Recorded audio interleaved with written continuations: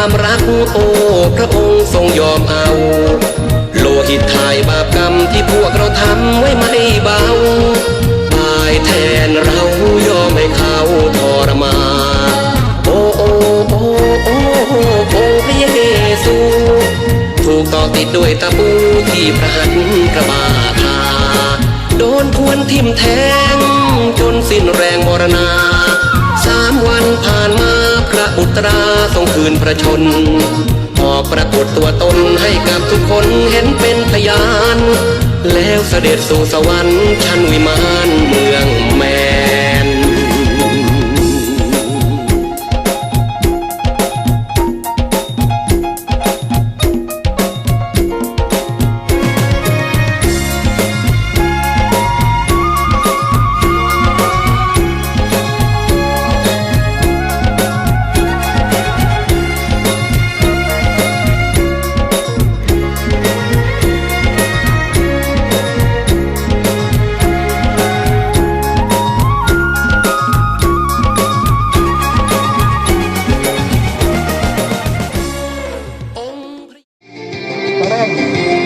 รายการสู้ขันมิตรภาพทุกสมัคร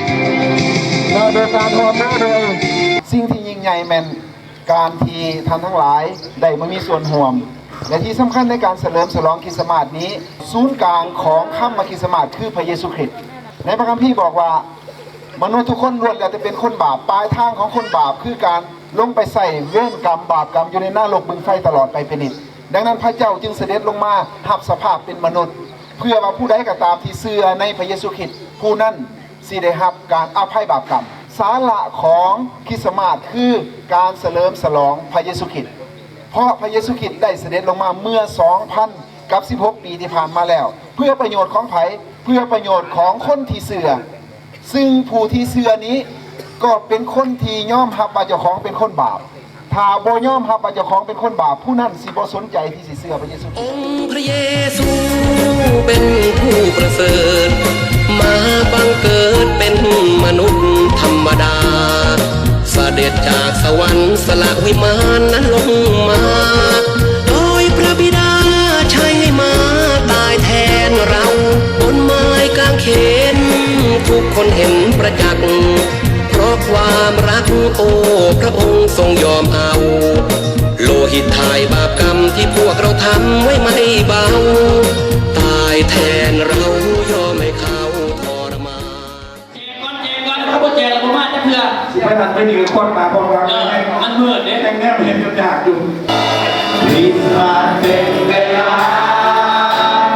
วิมานเป็นเวลา